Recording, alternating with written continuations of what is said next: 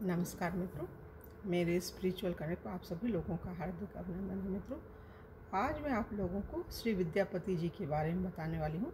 ये भी एक अद्भुत महाकवि थे विद्यापति जी, और भगवान की भक्ति के गीत गाया करते थे। बड़ी प्रसिद्ध और बड़े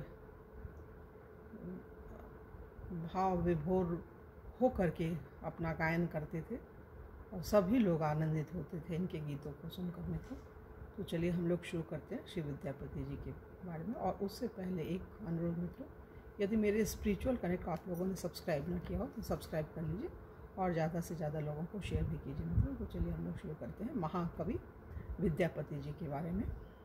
महाकवि विद्यापति भगवान श्री कृष्ण उनकी आह्लादनी शक्ति, श्री राधा रानी के रूप लावण्य और भक्ति रस से ओतप्रोत श्रृंगार माधुर्य के कुशल मर्मज्ञ और गायक थे। वे बंगाल के प्रसिद्ध वैष्णव कवि चंडीदास के समकालीन थे। दोनों एक दूसरे के कविता प्रेम और श्री कृष्ण भक्ति से प्रभावित थे और परम पवित्र भगवती भागीरथी के तट पर दोनों का एक समय मिलन भी हुआ था। मैथिल कोकिल विद्यापति विक्रम की 15वीं सदी में विस्पी ग्राम में जन्म लिया था। उनका परिवार बिहार के तत्कालीन शासक हिंदूपति महाराज शिव सिंह के पूर्वजों का कृपा पात्र था। और विद्यापति ने तो शिव सिंह और उनकी पटरानी महारानी लक्ष्मी के आश्रय में मिथिला को अपने श्री कृष्ण भक्ति सुधा से वृंदावन बना दिया था। बिहार ही नहीं, उत्तरापथ की गली गली में उपवन और सरोवर तटों पर काव्य रसिक उनकी पदावली का रसास्वादन करके प्रमत्त हो उठे। अभिनव कृष्ण महाप्रभु चैतन्य देव और उनकी भक्त मंडली के लिए तो कवि कंठहार विद्यापति के पद श्री राधा कृष्ण की मधुर भक्ति के उद्दीपन ही बन गए। महाप्रभु उनके विरह और प्रेम संबंधी पदों को सुनते जाते थे और साथ ही साथ नयनों से अनवरत अश्रु की धारा बहाते थे। मतलब वो पूरी अनुभव सब करते थे भगवान का। उनकी आह्लादनी शक्ति, श्री राधा रानी और प्रभु स्वयं, उनका मतलब वो जब गायन करते थे तो वो जैसे दृष्टिगोचर हो रहे हैं, उनकी आंखों के सामने सब कुछ देख रहे हैं।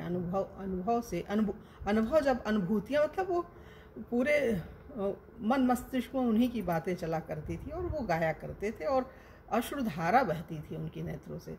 विद्यापति प्रतिभाशाली कवि ही नहीं, संस्कृत के अच्छे विद्वान थे।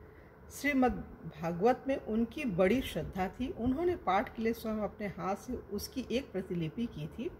भगवती गंगा और श्री दुर्गा में भी उनकी बड़ी भक्ति थी। उन्होंने गंगा वाक्यावली और दुर्गा भक्ति तरंगड़ी की रचना की है।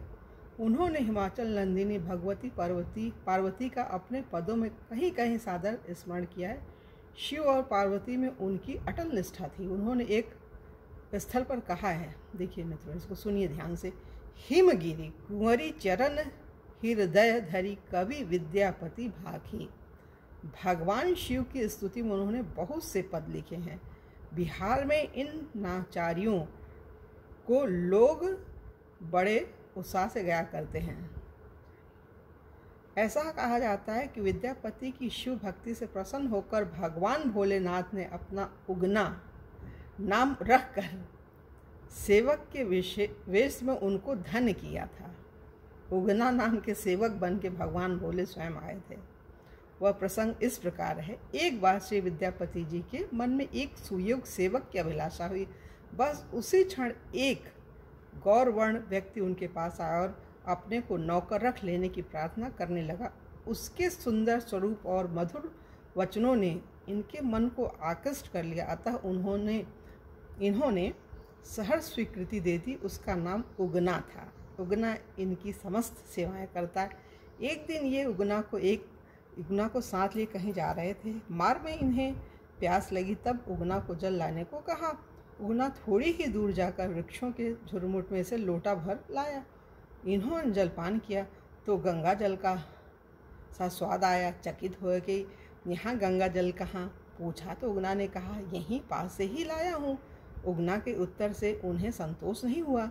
श्री विद्यापति ने नेत्र बंद कर किंचित ध्यान किया, तब नेत्र खोला। जब नेत्र खुला तो इन्हें उगना की जगह भगवान शिव के दर्शन हुए। ये भगवान शिव के चरणों में लोटपोट हो गए। श्री शिव जी की जटाओं से गंगा की धारा बह रही थी। श्री विद्यापति जी समझ गए कि सचमुच वह जल किसी अन्य को बावली का न होकर साक्षात गंगा जी का ही था। श्री शिव जी ने कहा, विद्यापति जी, मुझे आपके साथ रहने में बड़ा सुख मिलता है, अतः मैं ही उगना रूप से आपकी सेवा में रह रहा था। अभी भी मैं आपके ही साथ रहना चाहता हूँ, परंतु देखना यह रहस्य किसी से प्रकट न कर देना। इतना कहकर भगवान शिव जी पुनः उगना रूप में हो गए। परंतु अब विद्यापति जी और उगना में पहले जैसा स्वामी सेवक का भाव नहीं रहा। अब तो यह निर्णय करना कठिन हो गया कि कौन स्वामी और कौन सेवक। सेवक के साथ इस प्रकार का बर्ताव श्री विद्यापति जी की पत्नी को अच्छा नहीं लगता, अतः वह उगना से चिढ़ने लगी। एक दिन तो किसी कार्य में किंचित देर हो जाने पर वे उगना को जलती हुई लकड़ी लेकर मारने दौड़ी। यह देखकर विद्यापति जी से रहा नहीं गया, वे बोल ही पड़े, अरे अधमे, तू मेरे इष्टदेव देवदेव महादेव को मारने दौड़ रही है। पत्नी तो जहाँ की तहाँ रुक गई, परंतु उगना अंतर्ध्यान हो गया। विद्यापति जी को उगना का वियोग व्याप गया। उस समय इन्होंने यह पद गाया, उगना रे मोर कतए गेला, कते गेला शिव की दहु भेला, भांग नहीं बटुआ रुसी वैस लाह, जो ही हेरी आन दिल हंसी उठी लाह, जे मोर कहता उगना उ देश, ताही देव ओकर कंगना बेस, नंदन वन में भेटल महेश, गौरी मन हर्षित मेटल कलेश, विद्यापति भन उगना सो काज, नहीं हित कर मोर त्रिभुवन राज। यह कहना सरल नहीं है कि विद्यापति शैव थे या वैष्णव, पर उनकी सरस पदावली से उनकी श्री कृष्ण और श्री राधा के प्रति भक्ति और दृढ़ आस्था प्रकट होती है। उन्होंने भक्ति भाव से सने प्रेम, विरह, मिलन, अभिसारों, मान संबंधी अनेक सरस पदों की रचना करके अपनी श्री कृष्ण भक्ति की उज्जवल पताका फहराई है। श्री कृष्ण ही उनके आराध्य देव थे। उनके पदों में भक्ति सुलभ सरलता और माधुर्य का सुंदर समन्वय मिलता है। श्रृंगार और भक्ति का इतना मधुर समावेश अन्यत्र कठिनता से हुआ है। उन्होंने अपने पूर्ववर्ती महाकवि गीत गोविंदकार श्री जयदेव का पूर्ण रूप से अनुगमन करके अपने अभिनव जयदेव नाम की सत्यता चरितार्थ की। कवि शेखर विद्यापति ने अपने उपासिका निम्नलिखित पद में जो ध्यान किया है, उससे उनके रंगीले हृदय की रसीली भक्ति का पता चलता है। सुनिए मित्रों, ये भी सुन लीजिए, बहुत अच्छा है। नंदक नंदन कदम्बक तरु तरे, धीरे धीरे मुरली बजाओ, समय संकेत निकेतन बैसल, बेरी बेरी बोली उठ पठाओ, सामरी तोरा लगी अनुखने बिकल मुरारी, जमुना के तीरे उपवन उद्बेगल, फिर फिर तही निहारी, गोरस बिके अबझते अब इते, जाइते जनी जनी पूछ बन हमारी, तो हे मतिमान सुमति मधुसूदन, बचन सुनहु किछु मोरा, भनई विद्यापति सुन बरजौवती, बंदहु नंद किशोरा। विद्यापति रसिक भक्त, महाकवि और प्रेमी थे। उनको गए 500 साल से अधिक समय हो गया, तो श्री कृष्ण भक्ति की सरसता की साहित्य जगत में महिमा मैथिल कोकिल की काव्यवाणी में प्रकट होकर उत्तरोत्तर सम्मानित होती जा रही है। तो मित्रों, यहाँ पर ये इनकी महिमा पूरी हो रही है। श्री विद्यापति जी के तो सेवक के रूप में आए थे भगवान भोले, उगना बनकर, उगना सेवक के रूप में। तो ये सब भक्त तो अद्भुत हैं। मन करता है इनको पढ़ो, सुनो, सुनाओ, बड़ी खुशी मिलती है मित्रों।